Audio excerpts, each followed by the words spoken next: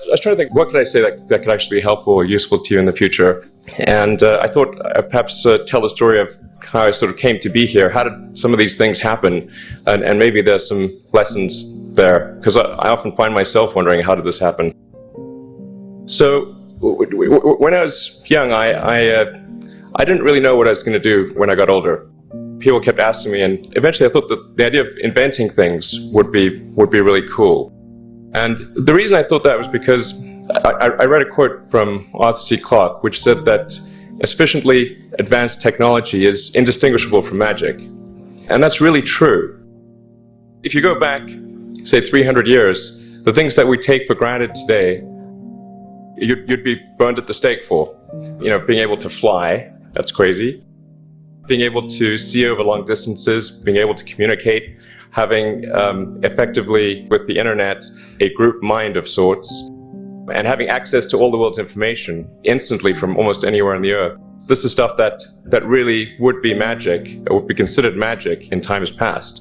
In fact, I think it actually goes beyond that, because there are many things that we take for granted today that weren't even imagined in times past. They weren't even in the realm of magic.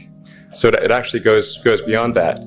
So I thought, well, you know, if I can do some of those things, basically if I can advance technology, then that's like magic, and that would be really cool. And I also had sort of a slight existential crisis, because I was trying to figure out what does it all mean? Like, what's the purpose of things? And I came to the conclusion that if we can advance the knowledge of the world, if we can do things that expand the scope and scale of consciousness, then we're better able to ask the right questions and become more enlightened. And that's really the only way forward. So I studied physics and business, because I figured in order to do a lot of these things, you need to know how the universe works, and you need to know how the economy works. And you also need to be able to bring a lot of people together to work with you to create something, because it's very difficult to do something as an individual if it's a significant technology. So I originally came out to California to try to figure out how to improve the energy density of electric vehicles, basically to try to figure out if there was an advanced capacitor that could serve as an alternative to batteries. That was in '95, and that's also when the internet started to happen. And I thought, well, I can either pursue this technology where success may not be one of the possible outcomes, which is always tricky, or participate in the internet and be part of it. So I decided to drop out. Did some internet stuff. Did a few things here and there. One of which was PayPal. And I think maybe it's helpful to say one of the things that was important then in the creation of PayPal was kind of how it started, because the initial thought was with PayPal was to create an agglomeration of financial services. So to have one place where all of your financial services needs would be seamlessly integrated and work smoothly. And then we had like a little feature which was to do email payments. And whenever we'd show the system off to someone, we'd show the hard part, which was the agglomeration of financial services, which was quite difficult to put together. Nobody was interested. Then we'd show people email payments, which was actually quite easy, and everybody was interested. So this is, I think it's important to take feedback from your environment. You know, you want to be as closed loop as possible. So we focused on email payments and really try to make that work, and that's what really got things to take off. But if we hadn't responded to what people said, then we probably would not have been successful. So it's important to look for things like that and focus on them when you see them, and correct your prior assumptions.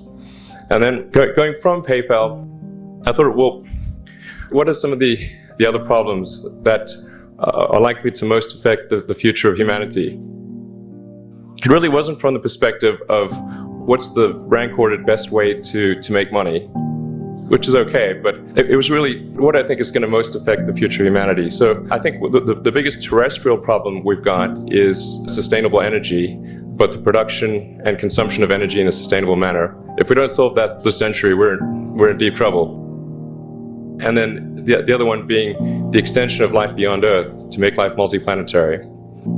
So the latter is the basis for SpaceX, and the former is the basis for Tesla and Solar City. And when I started SpaceX, initially I thought that, well, there's no way one could possibly start a rocket company. I wasn't that crazy. I thought, well, what is a way to increase NASA's budget? That was actually my initial goal.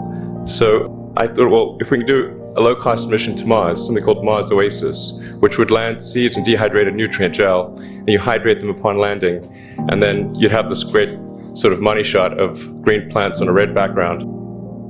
The public tends to respond to precedents and superlatives, and this would be the first life on Mars, the furthest that life's ever traveled, as far as we know. And I thought, well, that would get people really excited, and therefore increase NASA's budget. So obviously, the financial outcome from such a mission would probably be zero. So anything better than that was on the upside. So I actually went to Russia 3 times to look at buying a refurbished ICBM, because that was the best deal. And I can tell you it was very weird going there in late 2001, 2002, going to the Russian rocket forces and saying, I'd like to buy 2 of your biggest rockets, but you can keep the nuke. That's a lot more. They thought I was crazy, but I did have money, so that was okay. After making several trips to Russia, I came to the conclusion that actually my initial impression was wrong, because my initial thought was, well, that there's not enough will to explore and expand beyond Earth and have a Mars base and that kind of thing. But I came to the conclusion that that was wrong.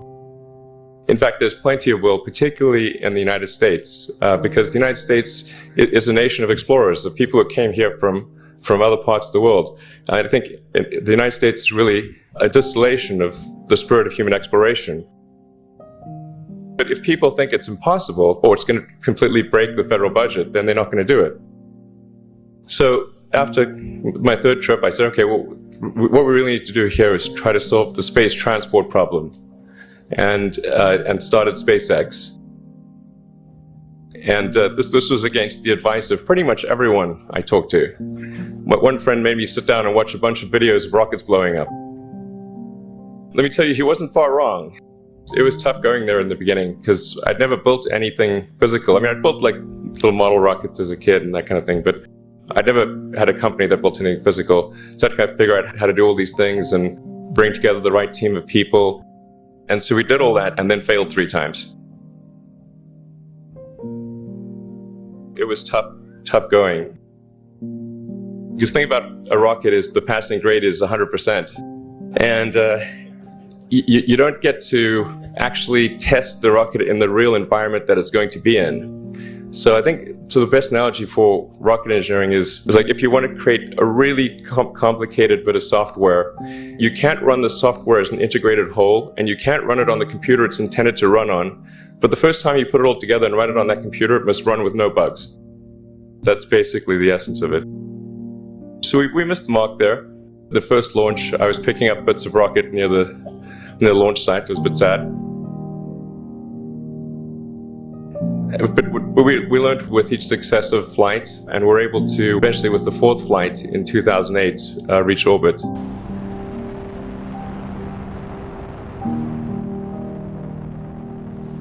And that was also with the last bit of money that we had.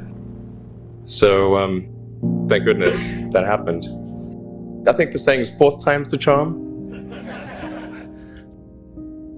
So we got the Falcon 1 to orbit, and then began to scale that up to the Falcon 9, which is about an order of magnitude more thrust. It's around 1 million pounds of thrust.